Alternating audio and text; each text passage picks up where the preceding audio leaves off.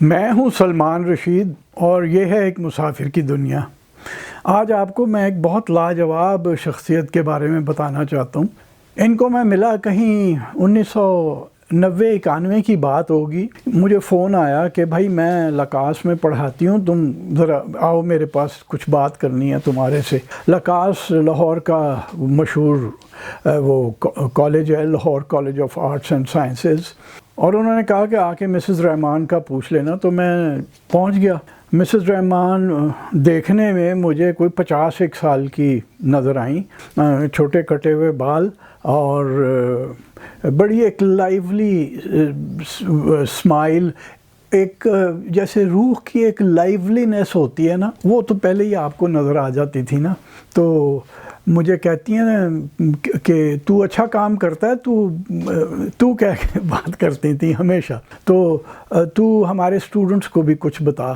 تو میں نے کہا جی اچھا میں بتا دیتا ہوں، کیا بتانے کا ہے؟ تو کوئی ایک آدھ بار مجھے انہوں نے اپنے کالج میں بلایا بچوں سے کوئی ادھر ادھر کی ہسٹری کی باتیں کرنے کے لیے، کیونکہ مسز رحمان کا اپنا سبجیکٹ جو تھا وہ ہسٹری پڑھاتی تھیں، یورپین انگلش ہسٹری بچوں کو پڑھاتی تھیں۔ اور میں آپ کو بتاؤں کہ بہت بعد، یعنی کوئی اس ملاقات کے کوئی 10 سال کے بعد کسی ایک ان کے پرانے اسٹوڈنٹ سے بات ہو رہی تھی، تو وہ کہنے لگا کہ مسز رحمان ہمیں ہسٹری ایسے پڑھاتی تھیں کہ جیسے وہ کوئی داستان ہے، کوئی کہانی ہے۔ تو شاید اسے تو میں نے نہیں کہا، لیکن میرے ذہن میں ضرور یہ بات آئی کہ یہ وہ جو قدیم یونانی تھے نا، وہ ارسطو کے زمانے میں، ہیروڈوٹس کے زمانے میں، یہ سٹائل وہ تھا مسز رحمان کا پڑھانے کا۔ تو وہ اس طرح سے ہماری ملاقات ہوئی 2-4 بار، میں ان کے اسٹوڈنٹس کے پاس گیا۔ اس کے بعد ایک دن مجھے کہنے لگیں کہ تو ہمیں کہیں لے کے جا، انہیں کچھ دکھا کے لا بچوں کو۔ تو مارچ کا مہینہ تھا اور سال تھا شاید 93۔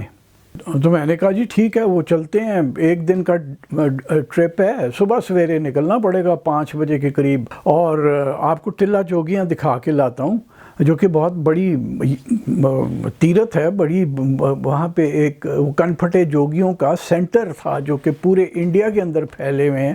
وہ گرو گورکھ ناتھ نے وہاں پہ اپنا 1 صدی قبل مسیح میں، یا اس سے بھی ہو سکتا ہے تھوڑا پہلے بنایا ہو۔ تو وہ کہنے لگیں ٹھیک ہے کیسے؟ میں نے کہا جی وہ تھوڑا سی کلائمب کرنی پڑے گی، کہ کوئی مسئلہ نہیں، ٹھیک ہے چلیں گے۔ اب مسز رحمان کی، وہ تو اس وقت مجھے پتہ چلا کہ اس وقت ان کی عمر 63 سال تھی۔ اچھا، جس دن ہم نے جانا تھا وہ تھا 23 مارچ، چھٹی کا دن ہوتا ہے پاکستان کے اندر، اور اتفاق سے اس سال پہلا روزہ بھی 23 مارچ کو پڑ رہا تھا۔ مجھے کہنے لگیں کہ تو ایک دن پہلے آ اور آ کے بچوں کو ذرا بتا دے کہ کیا ضروریات کیا ہیں اوپر جانے کی وہاں پہ۔ تو میں نے بتایا کہ جی سب سے پہلے تو صبح 5 بجے ہمیں یہاں لاہور سے نکلنا پڑے گا۔ وہ بچوں نے کہوں وہاں کی، لیکن کچھ نہیں چلی ان کی۔ اور پھر ہمیں اپنے ساتھ پانی وافر مقدار میں لے کے جانا پینے کے لیے، اپنے یہ سوڈا نہ اٹھانا رنگین، کالے رنگ کا اور سفید رنگ کا، اور ہلکی چیزیں رکھنا، مطلب ہلکے رہنا ہے، کلائم کرنا پڑے گا۔ پتہ نہیں کتنوں کو تجربہ تھا کلائمنگ کا، پہاڑ کے اوپر چھوٹا سا ٹریک کرنے کا۔ اور روزہ نہیں رکھنا کسی بچے نے بھی، کیونکہ جب ہم چڑھ رہے ہوں گے، ہم مشرق کی طرف سے چڑھیں گے ٹلہ جوگیاں کے اوپر، تو دھوپ ہمارے اوپر شروع سے ہی چمک رہی ہوگی اور سارا دن ہم پہ چمکتی رہے گی۔ تو مسز رحمان سے بھی میں نے کہا کہ آپ روزہ تو نہیں نہ رکھیں گی؟ کہتی ہیں کیوں نہیں رکھوں گی؟ میں نے کہا نہ رکھیے گا، کلائم کافی ہے، دیکھیں وہ 3300 کوئی 20 فٹ یعنی 1000 میٹر اونچا پہاڑ ہے، ہم نے کلائم کرنا شروع کرنا ہے کوئی 200-300 میٹر سے، تو اچھی بھلی کلائم بن جاتی ہے 500-600-700 میٹر کی۔ تو بہتر یہی ہے کہ آپ روزہ نہ رکھیں۔ تو چپ رہے، تجھے کیا ہے میں روزہ رکھوں یا نہ رکھوں؟ میں نے کہا جی ٹھیک ہے۔ تو ہم 5 بجے نکلے، عین 5 بجے ان کے اسکول سے ہم نکلے، ان کی وین جیسی میں بیٹھ کے، میرے خیال ہے 15 بچے تھے اور مسز رحمان تھیں اور میں تھا۔ اور وہاں ہم پہنچ گئے کوئی 9 ساڑھے 9 بجے اور چل پڑے. اب وہی ہوا جو بچوں کو منع کیا تھا نا جس چیز سے، پہلے تو سب نے اپنے اپنے کوک اور 7 اپ نکال کے نا گھٹا گھٹ پیے. اس کے بعد ایک نوجوان ایک گیٹو بلاسٹر لایا ہوا تھا اتنا بڑا، وہ اس نے ایسے کر کے کندھے پہ اٹھایا کہ اوپر جا کے میوزک سنیں گے. میں نے کہا نوجوان یہ تم سے 500 گز نہیں چلایا جائے گا، اس کو واپس کر دو بھائی، اس کو چھوڑاؤ. اور وہی ہوا کہ وہ کوئی 100-150 گز ہم چلے ہیں تو اس نے کہا کہ یہ تو واقعی نہیں جائے گا، وہ واپس گاڑی میں رکھ آیا. اب بچوں کی ایک اسٹریگلنگ لائن چلی آ رہی ہے، اور یہ بچے چھوٹے نہیں ہیں، یہ 16-17 سال کے لڑکے لڑکیاں ہیں، 12ویں کے بچے ہیں. مسز رحمان آگے آگے میں بھی ساتھ ان کے، اور باتیں کرتے جا رہے ہیں. تو یہاں ایک بات میں آپ کو بتا دوں کہ مسز رحمان جو تھی نا، یہ 2 بہنیں تھیں. یہ چھوٹی بہن تھیں، ان کی بڑی بہن کا نام تھا ارملا، اور یہ دونوں بہنیں پروفیسر گرو دت سوندھی کی بیٹیاں ہیں. پروفیسر گرو دت سوندھی گورنمنٹ کالج لاہور کے 1939 سے 45 تک پرنسپل رہے تھے، اور بڑے مننے پر مننے سپورٹسمن تھے. تو وہ چیز مسز رحمان میں بھی آئی تھی. یہ بچپن میں سوئمر تھیں، رائڈر تھیں، سائیکلنگ کرتی تھیں، اسپرنٹر تھیں، اس قسم کی. تو وہ جو بچپن کے کام کیے ہوئے تھے نا، یہ غلط کام، ان کا اثر یہ تھا کہ وہ بچوں سے آگے چل رہی تھیں.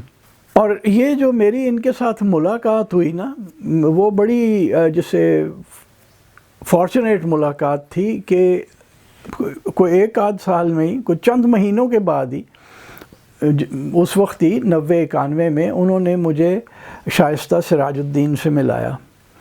وہ ان کی بڑی بہن ارملا کی بیٹی تھی، اور اس وقت جو تھیں ان کو، بڑی بہن کو فوت ہوئے تھوڑے، میرا خیال ہے 1-2 سال پہلے فوت ہوئی تھیں وہ. تو میں ان کو تو نہیں مل سکا، لیکن وہ مسز رحمان نے کام پورا کر دیا. وہ میں انہیں ملا، شائستہ کے ساتھ ابھی تک دوستی ہے. اور شائستہ اپنے ابا کے نقش قدم پہ چلیں. ان کے ابا تھے پروفیسر سراج الدین، جو کہ 1950 سے 54 تک گورنمنٹ کالج کے پرنسپل رہے، اور پھر 55 سے میرا خیال ہے 60 تک رہے. اور سبجیکٹ تھا ان کا انگلش لٹریچر، جو شائستہ کا بھی ہے. اور شائستہ اپنی پنجاب یونیورسٹی کی انگلش ڈپارٹمنٹ کی چیئرپرسن ریٹائر ہوئی ہیں، ابھی بھی پڑھاتی ہیں کنیڈ میں، ایچسن میں. یہ بڑی کمال کی ایک ملاقات ہوئی بڑے اچھے لوگوں کے ساتھ. تو واپس ٹلہ جوگیاں آ جائیں اب آپ. تو اب ہم جا رہے ہیں اوپر، اور میں مسز رحمان کے ساتھ باتیں کرتا جا رہا ہوں. تاریخ کی باتیں ہو رہی ہیں، وہ ہر قسم کی. غوری کون تھا، وہ کیوں ادھر آیا، پرتھوی راج چوہان کے بارے میں، پھر وہ اپنا محمود غزنوی اور بابر اور یہ اور وہ. اور جب جہاں سے کلائم شروع ہوئی تو کوئی تھوڑی سی کلائم کرنے کے بعد وہ رستہ بٹتا ہے، ایک بائیں طرف کو چلا جاتا ہے اور ایک دائیں طرف کو چلا جاتا ہے. آپ نے دائیں والا لے کے پھر گھوم کے آپ نے اوپر جانا ہوتا ہے. لیکن وہ چونکہ چوٹی اس طرف تھی اور میں باتوں میں لگا ہوا تھا، تو میں دائیں والا رستہ لے لیا. اور کوئی ہم گئے ہوں گے آدھا کو گھنٹہ، آدھا پونا گھنٹہ، تو پھر مجھے خیال آیا کہ یہ تو غلط ہو گیا. میں نے کہا کہ مسز رحمان غلط ہو گیا تھوڑا سا. تو میرا خیال تھا وہ کہیں گی اچھا چھوڑ، تجھے تو کچھ پتہ ہی نہیں ہے، تو بچوں کو بھی خوار کر رہا ہے، ہمیں بھی، میرا روزہ بھی ہے، یہ بھی ہے، تو چلو واپس نہیں چڑھنا ہم نے. لیکن نہیں، کہتی ہیں اب کیا کریں. میں نے کہا واپس جانا پڑے گا اور پھر گھوم کے آنا پڑے گا. تو کہتی ہیں چل آگے چل. روزے کے ساتھ 60 سال سے اوپر عمر ہے، اور میں یعنی اس وقت 40-41 کا تھا، 42 کا، اور بچے 16-17 سال کے تھے. چل پڑے. خیر وہ اوپر صحیح رستے سے ہو کے ہم ایک جگہ پہنچے. وہاں پہ کچھ کوئلے کی کانیں ہیں، 1-2 ابینڈنڈ ہی ہیں. ویسے اس وقت ابینڈنڈ تھی، کبھی پھر ایکٹیو ہو جاتی ہیں، پھر بند ہو جاتی ہیں. تو وہاں ایک کمرہ سا بنا ہوا تھا، اس کے اندر ایک مٹکا پڑا تھا جس میں پانی تھا صاف، تو وہ بچوں نے بھی پیا، میں نے بھی پیا۔ میں نے مسز رحمان سے کہا کہ مسز رحمان یہ غلطی بھی ہو گئی ہے، ہم اب 2 گھنٹے سے چل رہے ہیں۔ ویسے وہ چڑھنے کا جو وقت ہے نا، میں جب ٹھیک تھا، جوان تھا، تو کوئی 55-60 منٹ لگتے تھے، گھنٹہ لگتا تھا نیچے جو گاؤں بدر کی طرف سے اگر آپ چڑھتے تھے، یعنی روہتاس سے آ کے آپ سیدھے یہ دارا پور وغیرہ سے گزر کے بدر ایک گاؤں ہے، وہاں سے آپ اپنا سواری کھڑی کر کے پیدل چڑھتے تھے، تو وہ گھنٹے بھر کی کلائم تھی۔ تو اب 2-2.5 گھنٹے ہو گئے تھے چلتے ہوئے۔ تو میں نے کہا آپ بھی پانی پی لیں تھوڑا سا، کیونکہ اوپر کچھ نہیں ہے، کوئی پانی نہیں ہے چوٹی کے اوپر۔ میں نے تجھے کہا ہے نا میرا روزہ ہے، تو پھر وہی بات کر رہا ہے، تو چپ رہ، بس اس کے اوپر تو نے بات نہیں کرنی۔ میں نے کہا جی ٹھیک ہے، نہیں کرتے۔ اور پھر ہم خیر ٹلہ جوگیاں گئے، اور ایک آپ کو جو ایک استاد کی ایک اندر ایک ہونی چاہیے نا چیز، وہ میں نے وہاں جا کے دیکھی۔ وہ اتنی ایکسائٹڈ تھیں، بچے تو لدڑ ہوئے تھے بالکل۔ مسز رحمان اتنی ایکسائٹڈ تھیں کہ یہ دیکھو یہ اور پھر مجھے کہتی ہیں تو انہیں بتا یہ کیا ہے کیا۔ تو ہم نے وہاں کوئی کافی میرے خیال 3-4 گھنٹے ہم نے وہاں پہ گزارے۔ ایک جو مندر تھا وہ ہم نے دیکھا، وہ بابا گرو نانک دیو جی کی جو عبادت کا، جہاں انہوں نے وہ 40 دن گیان دھیان میں گزارے تھے، وہاں میں لے کے گیا، اور میں نے کہا کہ دیکھو اس عمارت کا نقشہ کتنا محمد علی جناح کے مزار سے ملتا ہے۔ وہ چھوٹا سا جو کیوبیکل تھا جہاں گرو نانک دیو جی نے عبادت کی تھی، وہ بنا تھا مہاراجہ رنجیت سنگھ کے دور میں۔ وہ خیر وہ ہم نے وہاں پہ 4-6 گھنٹے گزارے ہیں، اور مسز رحمان جیسے انہوں نے وہ سارا ٹلہ جوگیاں کو اپنے اندر سمویا، انٹرنلائز کیا، ان کی یہ کوشش تھی کہ بچے بھی اسی طرح سے اس کو اپنا لیں، اور خوب باتیں ہوئیں۔ اور میرا خیال ہے کہ ان بچوں نے وہ اس سے لطف اندوز ہوئے تھے، بیزار نہیں ہوئے تھے، گو کہ میں نے وہ کچھ تھوڑا سا فالتو بھی انہیں چلا دیا تھا۔ تو اس کے بعد وہ میں آنا جانا میرا رہا، اور میں دیکھتا تھا کہ ان کی انوالومنٹ جو ہے نا بچوں کے ساتھ، وہ ایک کمال کے لیول کی تھی۔ مجھے بعد میں شائستہ نے بتایا کہ جب ان کے گھر میں ایک وہ اوپن ہاؤس تھا بچوں کے لیے، وہ آ جایا کرتے تھے، وہاں پڑھے ہوئے ہیں، پڑھ بھی رہے ہیں، کھا پی رہے ہیں، لیٹ رہے ہیں، سو رہے ہیں، وہ کوئی وہ نہیں تھا۔ لیکن یہ نہیں تھا کہ آپ مسز رحمان کے سر پہ چڑھ دوڑیں، کہ آپ ایک دم وہ ایک فاصلہ توڑ دیں، ایک بیریئر رکھنی تھی وہ۔ میں انہیں اتنے سال جانتا رہا، میں انہیں مسز رحمان ہی کہتا تھا، میں نے کبھی انہیں باقیوں کی طرح ان کا نام لے کے نہیں وہ بلایا تھا، آنٹی کہہ کے۔ اور وہ بچوں کے ساتھ بھی وہی تھا، وہ سب کچھ کرتے تھے، لیکن وہ جو وہ وضع تھی نا، وہ ہر بچے میں تھی کہ وہ مسز رحمان کی طرف سے تھی کہ یہ حد ہے، یہاں تک آ سکتے ہو تم لوگ۔ بہت سال گزر گئے، سارے انہیں سونو آنٹی کہا کرتے تھے، سونو ان کا نام تھا۔ تو ایک بار شائستہ کے گھر میں کوئی پارٹی تھی، اور تو ہم وہاں پہ گئے، تو ایسے سب میری عمر کے اور میرے سے کم عمر کے لوگ سونو آنٹی ان سے کر رہے تھے۔ تو میں نے ان سے کہا مسز رحمان سارے آپ کو سونو آنٹی کہتے ہیں، میں کیوں نہیں کہتا؟ تو بھی کہہ لے۔ تو وہ اس دن سے وہ میں نے بھی انہیں سونو آنٹی کہنا شروع کر دیا تھا۔ یہ کوئی ہوگی بات 2001-2 کی، 10 سال گزر چکے تھے ہمیں ملے ہوئے۔ جو کمال کی بات تھی نا، جو کہ بہت ہی ایڈمیریبل میرے لیے تھی، کہ اس طرح کے استاد اب نہیں بنتے۔ جیسا کہ ان کے ایک شاگرد نے کہا تھا کہ وہ کہانی کی طرح تاریخ سنایا کرتی تھیں، تو یہ ایک تو وہ تھا ان کا طریقہ، اور دوسرا پھر جو ان کی کمٹمنٹ اور ڈیڈیکیشن تھی وہ انتہا کی تھی۔ ان کا گھر جو تھا وہ منیر روڈ پہ، یہ لاہور چھاونی میں کنٹونمنٹ کے اندر منیر روڈ پہ ان کا گھر تھا۔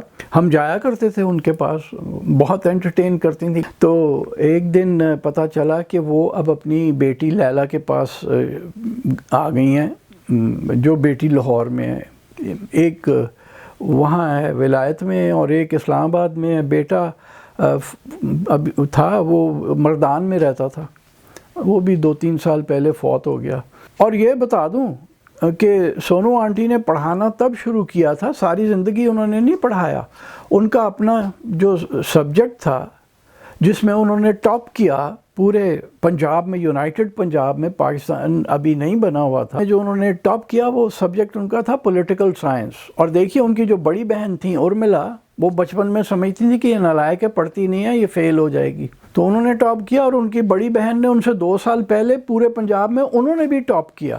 تو وہ یہ مطلب کوئی کمال کے ہی ذہن تھے۔ تو خیر وہ جب اپنی وہ لیلا کے پاس شفٹ ہو گئیں تو پھر میں نے کہا کہ مسئلہ ہے کوئی صحت کا، تو شائستہ نے کہا کہ دیکھو اب عمر اتنی ہو گئی ہے، وہ تھوڑی سی خطرہ ہمیں ہے کہ کہیں گر ور کے چوٹ نہ لگوا لیں۔ لیکن شائستہ کے گھر ہر دعوت میں وہ آتی ضرور تھیں، تو وہاں پہ ملاقات ہماری ہو جایا کرتی تھی۔ میں ذرا باہر جانے کا چور ہوں، تو میں نے انہیں لیلا کے گھر جا کے کبھی ملنے نہیں گیا، تو یہاں ملاقات ہو جایا کرتی تھی۔ جب پچھلے سال میں نے ایک بار شائستہ سے پوچھا تو اس نے کہا کہ ہاں چلو میں تمہیں لے چلتی ہوں، لیکن اب انہیں ڈیمنشیا ہو گیا ہے اور وہ بھول جاتی ہیں بات، تو ہو سکتا ہے کہ وہ ایک بات تمہارے سے کریں اور پھر تھوڑی دیر بعد پھر وہی بات کریں، تو وہ نہیں ہونا، پریشان نہیں ہونا۔ میں نے کہا جی ٹھیک ہے۔ تو پچھلے سال اسی طرح اگست ستمبر کے دن تھے، ہم دونوں میاں بیوی چلے گئے، میں کیمرہ لے کے گیا کیونکہ یہ جو تصویریں آپ نے دیکھی ہیں یہ پچھلے سال کی کھینچی ہوئی ہیں۔ تو بہت خوش ہوئی سونو آنٹی ہمیں مل کے، اور تھوڑی دیر کے بعد نا یکلخت میری بیوی شبنم کی طرف اشارہ کر کے کہتی ہیں یہ کون ہے؟ شائستہ نے کہا یہ شبنم ہے، اس کی بیوی ہے۔ او ہاں، پھر اس کو ساتھ بٹھا لیا، اور ایک کوئی کتاب میں سے اس کو کچھ پڑھ کے سنا رہی تھیں۔ وہ کتاب پتہ نہیں کون سی تھی، میں نے اس وقت غور نہیں کیا کیونکہ میں تو تصویریں کھینچ رہا تھا ان کی۔ باقی ذہن کی لوسیڈیٹی پوری تھی، پڑھتی بھی تھیں سنا ہے پچھلے سال تک کچھ نہ کچھ، اور لیکن وہ ہو گیا تھا کہ اب وہ بھولنا شروع ہو گئی تھیں چیزیں۔ تو میں نے کہا کہ جی میں آپ کے پاس پھر آؤں گا، جلدی آؤں گا۔ اور پھر وہ جیسے وہ غم روزگار جسے ہم کہتے ہیں اس میں پڑ گئے، وہ آنا جانا ادھر ادھر، سردیاں تقریباً ساری کی ساری میں نے لاہور سے باہر گزار دیں، بلکہ مارچ اپریل تک میں لاہور میں کم ہی ہوتا تھا۔ 30 اگست کو شائستہ کا فون آیا رات کو کہ سونو آنٹی فوت ہو گئی ہیں۔ میں سویا ہوا تھا جب یہ فون بجائے، تو ایک دھکا لگا بڑا زور کا، اور آپ یقین کیجئے کہ اس کے بعد مجھے نیند نہیں آئی، میں کوئی 2-3 بجے تک جاگتا رہا۔ 10 بجے کے قریب فون آیا ہوگا یا 9:30، جلدی سونے والوں میں سے ہوں، تو انہیں ان کی خواہش کے مطابق اور بچوں کی خواہش کے مطابق انہیں مردان میں لے جا کے دفنایا گیا، جہاں عبد الرحمن خان صاحب دفن ہیں۔ یہ میں نے کبھی نہیں ان سے پوچھا تھا کہ آپ انہیں ملی کیسے، وہ مردان کے یوسف زئی، آپ پروفیسر جی ڈی سونڈی کی بیٹی، اور آپ نے وہاں شادی کر لی، اور پھر پشتو ایسی یوسف زئی پلین کی پشتو اتنی صاف بولتی تھیں کہ آپ حیران ہو جاتے تھے۔ اور دیکھیے پھر جانا بھی کیسا تھا۔ سونو آنٹی جو کہ 22 دسمبر 1926 کو پیدا ہوئیں، 30 اگست کو جب دوپہر کو سوئی ہیں تو ان کی اٹینڈنٹ ان کے پاس بیٹھا کرتی تھی، وہ بیٹھی ہوئی تھی، تو 3:45 کے قریب انہوں نے ایک ہچکی لی اور چلی گئیں۔ اور یہ جو آخری بہت سے سال تھے، اس میں یہ نہیں تھا کہ جی بھاگ کے آپ جا رہے ہیں ڈاکٹروں کے پاس لے کے جا رہے ہیں، کوئی اب یہ مسئلہ اب وہ مسئلہ، کوئی چوٹ لگ گئی، کوئی بیماری ہو گئی، کچھ نہیں، بالکل صاف ستھرا ایک دم سے آرام سے گئیں۔ اور میرا خیال ہے کہ جانے کا جو بہترین طریقہ ہے نا وہ یہی ہے، to break even in your sleep. جو مرزا غالب کا شعر ہے، سب کہاں کچھ لالا و گل میں نمایاں ہو گئیں، خاک میں کیا صورتیں ہوں گی کہ پنہاں ہو گئیں، وہ جب شائستہ کا مجھے فون آیا ہے تو میرے ذہن میں گھومنا شروع ہو گیا، اور جتنی دیر بعد میں سو نہ سکا تو وہ مجھے میرے ذہن میں چلتا رہا۔ وہ شعر غالب نے سونو آنٹی جیسے لوگوں کے لیے ہی کہا تھا۔